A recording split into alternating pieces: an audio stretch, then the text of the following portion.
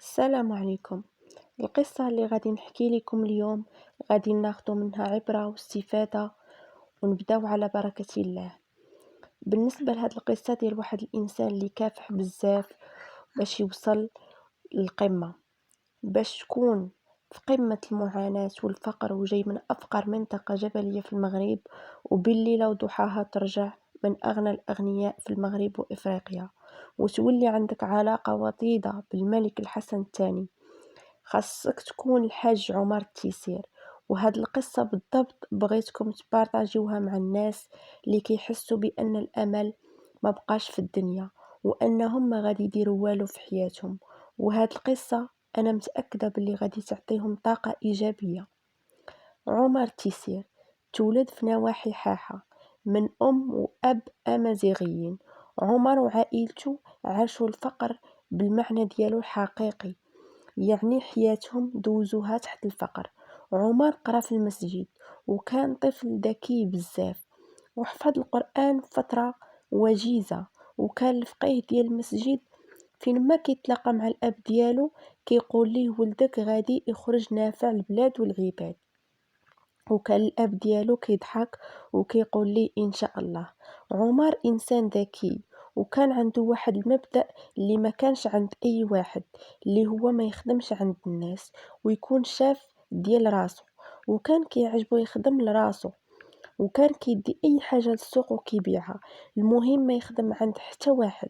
وفي واحد النهار الدراري ديال البلاد اتفقوا انهم يمشيو لاكادير، وشي وحدين غادي يمشيو لكازا يقلبوا على خدمه.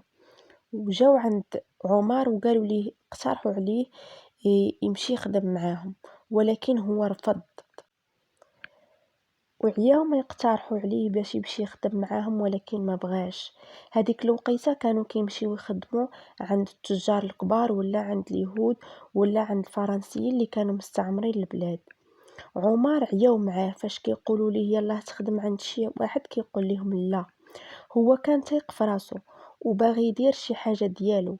وكان واحد النهار كيشوف في العيالات ديال الدوار كيهزوا السلات ديال البيض وكيمشيو للسوق باش يبيعوه، وشافوا عندهم مسؤوليه ديال الدار والوليدات، واقترح عليهم فكره انه هو اللي يمشي يبيع ليهم البيض. واستشر مع الاب ديالو، قال لي فكره مزيانه. ومن بعد مشى للجامع وقالها ليهم تما، باش اللي عنده مو ولا اختو كتدي البيض تبيعو في السوق يولي هو يديه ليهم ويبيعو ويجيب ليهم رزقهم حتى للدار. في الاول عمر قدر يقنع غير 10 ديال العيالات، كيعطيوه البيض في الصباح وكيديه يبيعوه في العشية كيعطيهم رزقهم. بحكم انه معقول وعنده نيشان، ولاو هادوك 10 ديال العيالات اللي كيخدم معاهم وحده كتقولها لوحدين اخرين، حتى ولاو العيالات ديال الدوار كاملين باغين عمر اللي يبيع ليهم البيض. وبحكم عمر دخل شويه ديال الفلوس من هذا المشروع، قرر يشري كروسه وبدا كيهز فيها البيض ويبيع في السوق. ولاو الناس من دواور اخرين كيجيبوا ليه البيض باش يديه ليهم للسوق. ومني شاف القضيه غدا مزيان خدم معاه حتى واحد الولد وشرى ليه كروسه، ولاو كيدوروا بجوجهم كيجمعوا البيض ويرجعوا في العشيه وكيعطيو للناس رزقهم. ولا كيدخل شويه ديال الفلوس وبدا كيخدم معاه ناس اخرين يبيعوا معاه. حتى لواحد النهار كان جالس مع الاب ديالو وجا عنده الشيخ وبداو كيهضروا، وعمر كان كيسمع. والشيخ قال بلي شي مستعمرين غادي يقادوا ليهم الطريق في نواحي ديال حاحه، وبمعنى هاد الطريق خاصها الخدمه وخاصها الحجر.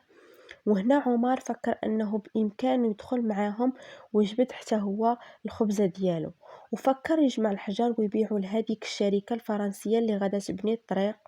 ومشى عندهم وكيسول على الشاف ديالهم ولقاه، وقال ليه عمر بشحال كتجيبوا الحجر من اكادير؟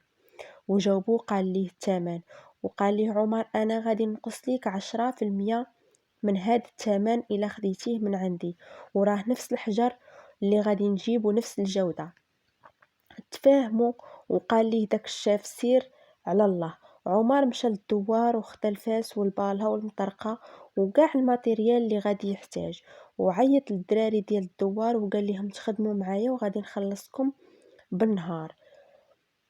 وبداو خدامين وكيهرسوا في الحجر، والكاميو ديال هذيك الشركه كيجي يديه.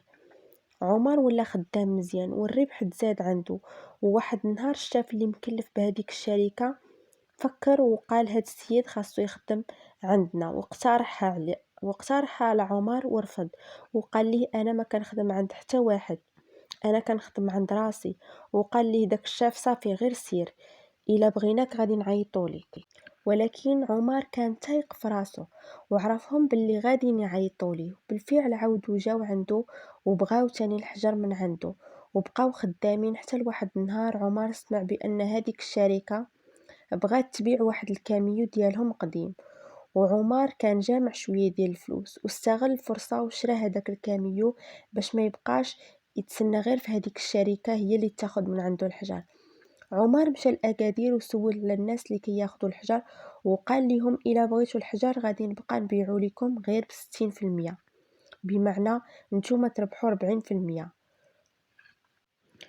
وهناهم من شي حاجه سميتها التهراس، ولا كيوصل لهم الحجر كل نهار وفي نفس الوقت كان كيشري الماتيريال وكيتعامل مع الشركه الفرنسيه اللي كانت كتصيف في الطريق. وحين دار معاهم علاقه زوينه ولا كيخدم لهم حتى الديور والفيلات ديالهم. وهنا عمر دخل الدومين ديال البناء وبدا كيبني، شرا كاع داكشي اللي خاصو، تراكسات وكاميوات وكاع داكشي اللي متعلق بالامور ديال البناء، حتى ولا معروف في الجنوب كامل. ولا اي حاجه كتبنى بالحجر كيعيطوا لعمر. وهذا الشيء اللي وصل ليه بالصدق والاخلاص ديالو. حتى لسنة 1960 جا الزلزال ديال أكادير، والملك الراحل محمد الخامس شد الطيارة ديالو وهبط ديريكت لأكادير وقال لهم عيطوا لأي واحد عنده كاميوات وتراكسات باش يعاونوا البومبية. وفي هاد الوقيته ديال الزلزال خاصنا نتعاونوا ونتضامنوا مع بعضياتنا. مشى الشاف ديال الدوار عند عمر وقال ليه خاصك تهز دابا كاع الكاميوات والتراكسات ديالك وتمشي تعاون الناس، راه الملك محمد الخامس هو اللي قالها. عمر هز الماتيريال ديالو كامل ومشى لأكادير وبدا كيعاون في الناس وكيخرجوا الناس اللي طاحوا عليهم الديور. والوالي ديال الملك كان كيشوف عمر من بعيد وقال شكون هذا اللي كيجبد من فلوسه كيعاون في الناس. وقالوا لي هاد السيد معقول كيبيع الحجر ديال البني. وهنا الملك محمد الخامس اتفق مع الوالي باش يديروا مشروع بناء أكادير من جديد. وقال ليه شوف غادي تعيط على الناس اللي عاونونا في الزلزال.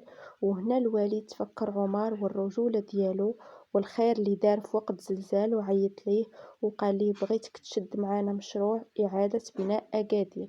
وعمر قال لهم مرحبا. ومن بعد بدا كيخدم في بروجيات ديال أكادير الكبار وولا مقاول معروف في أكادير. وفي هذيك الفترة فاش مات الملك محمد الخامس رحمه الله، ولي العهد الحسن الثاني هو اللي شد المملكة وجاب عقلية جديدة، يعني مغرب جديد خاصو يتبنى، خاصو سدود وقنطرات وطرقان وخاصو بزاف ديال الحاجات. وجا عنده الولي عند الملك الحسن الثاني وقال ليه واحد اللي يقدر يعاونك في البني ديال البلاد اللي هو الحاج عمر التيسير. وقال ليه الملك الحسن الثاني جيبوه ليا. وجابوه ليه وجلس معاه وعطاه مشروع ديال البلاد وشنو غادي نبنيو فيها، وعطاه اول مشروع يديرو اللي هي طريق ما بين مراكش واكادير. وبدا عمر كيخدم وشرا ماتيريال جديد وولا معروف في المغرب كامل ولا كيشد اي بروجي كبير في البلاد حيث كان معقول. والملك الحسن الثاني عجباتو خدمته بزاف وقال لهم اي بروجي عنده علاقة بالبناء اعطيوه للحاج عمر التيسير. ومن هنا عمر ولات عنده الكلمة ديالو في المغرب كامل، ولاو الناس كيستاشروا معاه في بناء المشاريع الكبار. وحتى المهندسين اللي قراو برا كيتمناو يخدموا عند الحاج عمر التيسير. ولا عمر كيجيب اخر ما كاين في معدات البناء من الصين. وهنا بدا الملك الحسن الثاني كيعطيه بروجيات خارج المملكة، وهو اللي بنى أغلبية المساجد اللي كاينين في إفريقيا وحتى القصور بالنسبة للناس اللي كيبغيوهم بصيغة مغربية، وهو الوحيد اللي كيصاوبهم في إفريقيا. ولا معروف عند الشيوخ والملوك والناس الأغنياء. الحاج عمر التيسير معروف بأنه عاون الناس ديال الدوار ديالو وقاد لهم شحال من حاجة. وكان كذلك كيخدم عنده أي واحد من الدوار ديالو. حتى لواحد النهار فاق ومشى لخدمتو كيف العادة، وكان طالع في الدروج وجاتو الدوخة وطاح على راسو، وهزوه للسبيطار نيشان المستعجلات، ولكن ما قدروا يديروا ليه والو.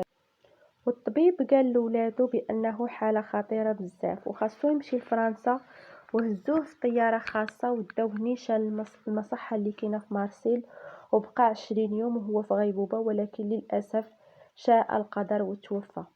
ولكن خلى بلاصتو، مات الحاج عمر التيسير الملقب بنص بلاصة، وخلى التاريخ ديالو والأعمال ديالو والنجاحات ديالو، وخلى كيفاش تكون إنسان فقير وتبدا من والو حتى تغير حياتك وتكون إنسان ناجح.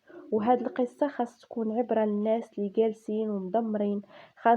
خاصك تكون إنسان عنده تفكير في المستقبل وطموح وما كيستسلمش، وتبدا باللي كان وبالعزيمة والإرادة غادي توصل إن شاء الله. وكنتمنى القصة ديال اليوم تعجبكم، وما تنسوش من لايكات، وإلى اللقاء.